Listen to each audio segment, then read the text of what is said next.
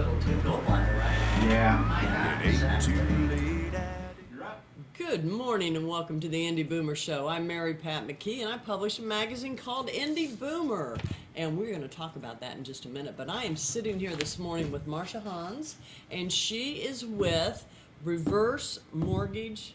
Finance of America Reverse, Okay. or FAR. I knew I was going to mess it up. I'm so sorry. But the important thing is she's here to talk about reverse mortgage. I didn't understand a lot about it. Marcia's taught me a lot about it, and I think there's a lot that you can learn about it as well. But again, before we get started, as you can see on the screen is oh no, maybe you can't see it on the screen. The September issue of the Indy Boomer Magazine is going to be out in the stores on Friday at Kroger and Marsh in Indianapolis and surrounding areas. If you go to indyboomer.com, you can download your digital version today. It is up on the website, and you can kind of get a jump on everybody else as far as the new magazine is concerned. But we have the July issue with Nancy Noel. You may remember Bob and Tom on the January issue, and several different issues you can also find out on the website. Marcia writes for us in Indy Boomer Magazine, and she wrote a great article in the July issue, and also you can catch it in the September issue, Getting Comfortable with Reverse Mortgage. And that's what we're going to do today. Oh, I almost forgot something. I want to thank Jim with Logan Street Signs and Banners for allowing us the opportunity to have this show. And without him, we wouldn't be sitting here right now. So we are very grateful for that. Marcia, let's jump in. All right. What is reverse mortgage? Reverse mortgage is just a simple way that people, homeowners, 62 and over, can unlock the equity of their home. Okay. It's an FHA insured mortgage, Okay. and a person has to have a lot of equity to make it work. Now, you have to be 62. How come that age? I mean, what? It's one of these government regulations. Is it a government? It's Okay. a government regulation. Okay. I'm licensed in 9 states, but in Indiana, only one of the spouses has to be 62. Oh. So if you are 62 and you have a spouse 60, we can still do a reverse mortgage. Okay, why would somebody want, this is the part I didn't understand a lot, why would somebody want to do a reverse mortgage? It falls into several categories. Sometimes people are house rich and cash poor. Okay. So you have someone who... Meaning they have a lot of equity. They have a lot of equity, they don't have a lot of savings, and they have an immediate need. Maybe the roof needs to be fixed, they need a new car, whatever. Medical expenses? Well, medical expenses could be one thing. Some people do a reverse mortgage for more leisure purposes. They want to take a fabulous trip that they were thinking about, and instead of taking out a regular home equity loan, they're doing that. Maybe a few bucket list items, huh? That would be fabulous. Yes, yes. Okay. And some people use it as a retirement income strategy. For example, so you can take your Social Security at 62, but you get more if you wait until 70. So sometimes people take out a little bit of their money as an income stream, which comes to you income tax free, until age 70. Okay. Another thing people do is, let's say you have parents that you want to move close to you. Right. Not so close they move in with you, but close to you. And they're in a small town, let's say in Indiana. And they sell their home and they net maybe, let's say, $75,000. Okay. You can't buy a whole, maybe a suitable home for $75,000 perhaps that is close to you. But you can buy one maybe for $150,000. Yes. So it's a way you can do a reverse mortgage for purchase and without having a mortgage payment. So you actually do the reverse mortgage when you purchase the home? Yes, using the equity from the old home. Okay. Well, we know you have to be 62 years old. Who's eligible? I mean, what's the other requirements, or is there any? The home has to be either a single-family home or a townhome, meaning that you own the land underneath it. Okay. If it's a condominium, it has to be a HUD-approved condominium. Okay. Can't be a mobile home. very few manufactured homes. So basically, a single-family home would work. Okay. So that's a requirement. In terms of income, the income requirements are very narrow. You have to be able to show that you can pay the taxes and insurance on the Okay, home. okay. And in the Midwest, it's about 14 cents a square foot. They figure a calculation. For to, taxes and insurance, or? No, 14 cents a square foot for maintenance, home maintenance. Oh. So between the tax Never knew that. insurance and maintenance, it's a very limited income requirement. And the credit scores really are not a huge concern. That's not a big factor. No. Okay. Mhm. Why? Okay, so this is the part I don't quite understand. So you get a reverse mortgage. Does that mean you don't? When does that money get paid back? Do you understand what I mean? Because if you're taking the equity out of your home, Right. then does that mean that there's another like bank loan on it, kind of like a home? It's a mortgage. It is a mortgage. It is a mortgage. Is it like a second mortgage, or No, it is a becomes the mortgage. It original is a mortgage? reverse. It is reverse Okay, mortgage. okay. So if you have a current mortgage, that would be paid off, Okay. and this would be the mortgage.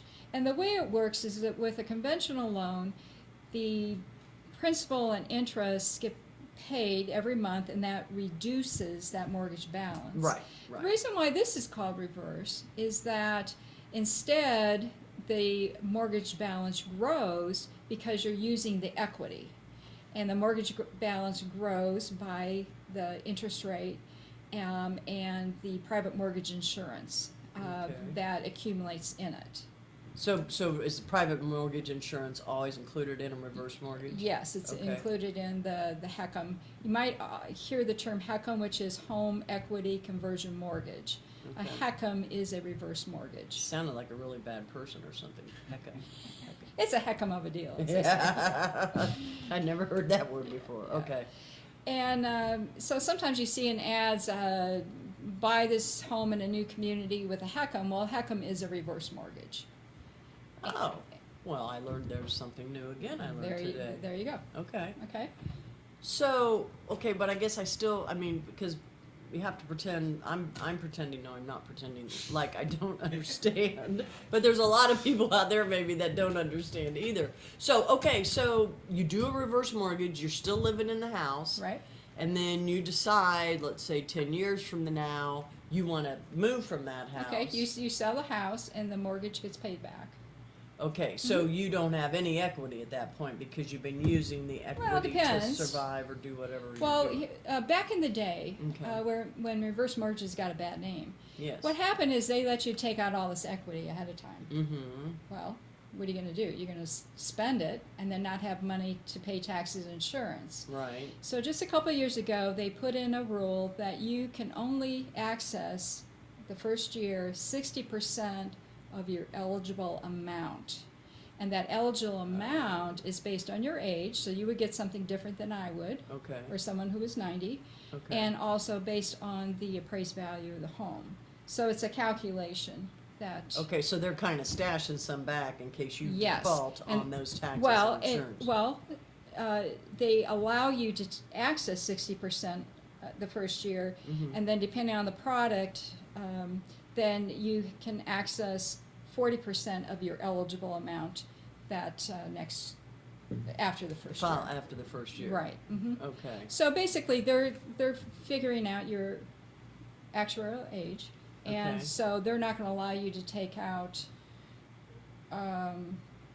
all the equity up front, so Well, they can hold it back. It's kind of like before the market crash. You know, people were taking 90% or what in home equity loans, and then they didn't have the money to pay it back, and then we know what happened in 2008 or 2009. So exactly. Right. So why do people? We already talked about why do people take out a reverse mortgage because of the It can be for a very positive reason. Some people will have a line of credit and just have that line of credit in the mortgage grow and access it later on. Okay, and this is a good one. So the bank owns the home. Now, Who owns the home? you own the home. Okay. It's a mortgage, so you are on title, Oh, okay. and You're still the entitled. lender has a lien against it, just like any other mortgage. It's a lien. Okay. Now, what's different about it is that this is an FHA insured loan, meaning that you have private mortgage insurance. There's two components of that. You pay some upfront private mortgage insurance, and then you also pay a little bit every month. And what that does... For the PMI? Yeah, the PMI. Okay. Yeah, or MIP. And so what happens is that at the very end, let's say you live in the home to 99, and you haven't made mortgage payments, and you have depleted quite a bit of equity in your home. Right. And let's say your home hasn't appraised in value much, so actually you're upside down in that the day you die. It's a very bad day you die, and the market's the appraised value in the neighborhood's not really good, and you owe this money. Well, the private mortgage insurance kicks in and will make the loan whole, and so there's no it's a non-recourse loan, so there is no monies that the estate or the heirs will have to pay. I was going to say, because if you're dead, you probably don't really care. But your heirs might. Well, your heirs might, yeah. Okay, but now... They can be mad and you're gone, so who But, cares? well, let's just say it's still a bad day you die, and you live in an area that the house just really is appreciated over time, and you've Okay. maintained it really well. Right. At the end, the heirs would get the difference of the appraised value, newly appraised value, Okay. and the mortgage balance. So the appraised value, not the selling value. The new appraised value. Well, Wow. yeah. Well, that's a good day to die. I mean, Well, yeah. for But who your- can pick the good day? Yeah, You know? I know. Yeah. It's But it's a tough- bad day because you it's- died. So yeah. Well, I don't know.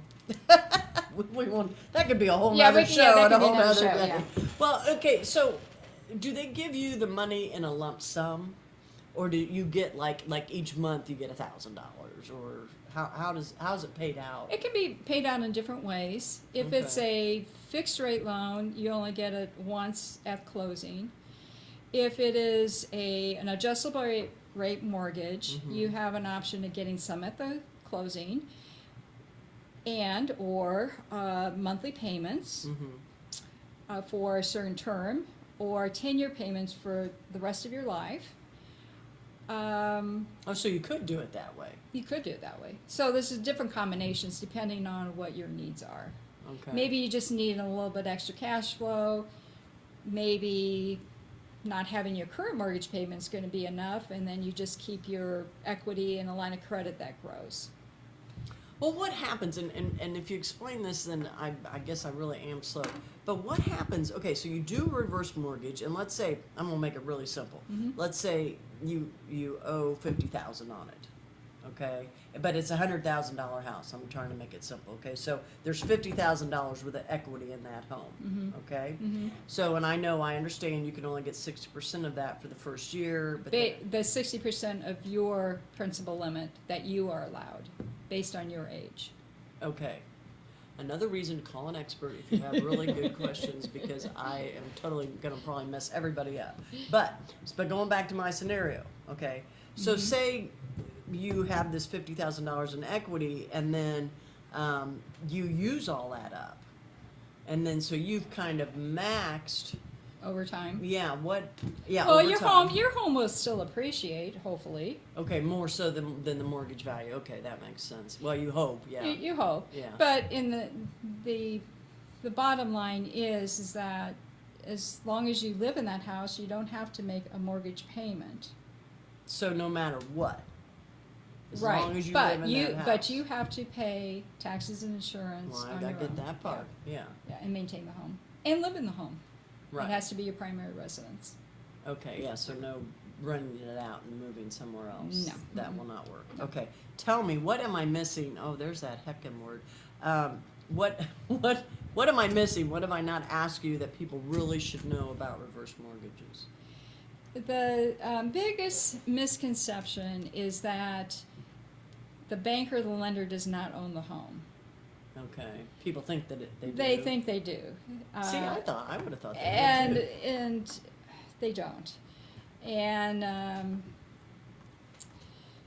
It has to be your primary residence, and to make it work, you need to have quite a bit of equity in your home. Mm-hmm. The steps that you go through is, we meet to see what your needs are, because you never want to borrow more money than you need at the time. Mm-hmm. And then before we can even proceed, you have to go through FHA counseling. And it's a objective. What is that? It's a third party. We give a person a list. They can select anybody on there. Some are over the phone, some are in person. Mm-hmm. And basically that third party said, hey, did Marcia say that this is a mortgage? Oh, so they're kind of making sure this is all up and up. And right. that, hey, have you considered maybe a home equity line of credit? Have you thought about maybe just downsizing to a smaller house? I mean, they make sure that you looked at all of your options. Well, that's interesting. Is that a government check that was It put is into place? It is absolutely a government check. And what I like about it, it also checks to make sure that that person can make financial decisions. Oh, that they're of sound mind? They're sound mind. Yeah. So I like that. So once they get the certificate, Mm-hmm. then we can move forward with the application and ordering a new appraisal. And once that's done, it goes through processing, and then we close. And with a reverse mortgage refinance, it's like any other refinance, where you have a 3-day right of rescission, Yeah. meaning that you would not get your funds until the 4th day, because you Right. still have every step along the way to change your mind. Right.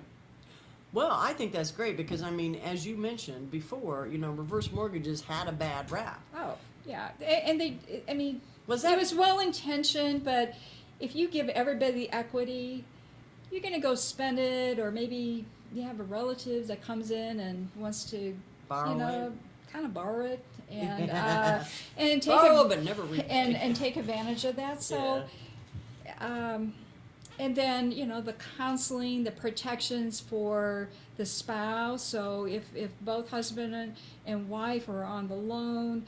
Back in the day, they used to have it so that the mortgage would be on the older person, Mm-hmm. and then the other spouse wasn't protected. And so now there's protection, so that other spouse can stay in that home without a mortgage payment for the rest of their life. And how long? And I'm sorry, we'll wrap this up. But how long has all these new laws been in effect? The last 4 years, a lot of the new laws. The have been last in 4 effect. years. You're right. Okay. The product's been around since the late 80s. Okay. And I know I've known Marcia for a long time. It's not something for everybody. It has to be. It has to make sense. It has to be the right fit. It has to be the right fit, and we just go through it. And if it works great. Yeah. But the other thing is to think about, it's not just for the desperate. It can also be a planning tool. So it can be Yes. for the baby boomers. It can also be for their parents. For their parents, yeah. Well, and we've had lots of discussions on the show about finances, about medical things, and one thing that is always the underlying factor is ask an expert, because they are the ones that can really help you. And I think with reverse mortgage, there's a lot of things to understand, a lot of things, misconceptions that have been in play. So, Marcia, number to reach Marcia at, is it up there? Where's my TV production man? Marcia's phone number. Just a mouse click away. There it is. But I There you can't go. see it. 599? No. That's Yeah. can't Yes, it is. 599-4467. 599-4467. Give her a call. Talk to her about it. See if it's a good fit for you. Because, it really is a good fit for a lot of people. It is. Marcia, thank you for Thank being you on the so show. much. And we will see you all next week. Thank you so much. Still have your TV show? Oh. Boomer TV. And my production man is so efficient. On Sunday, catch Boomer TV on Channel 8 on Wish at 10:30 with Patty Spitler. We've got a brand new show. I'm sure you're going to love it. Oh, also, one thing I don't want to forget as well is we have an event coming up on September 24th. It's on the inside back cover of both the July issue and the September issue of Indy Boomer Magazine, and that is Bacon, Beer, and Boomers. What more could you ask for? We have, it's going to be at the Carmel Gazebo from 5 to 9. We've got Carl Story coming to play, and he'll be there from 6 to 9. Of course, Patty Spitler will be there and MC the show. before Carl gets on stage. But anyway, put that on your calendar for September 24th. Again, thanks for watching today, and we'll see you next week. Thanks. You're welcome.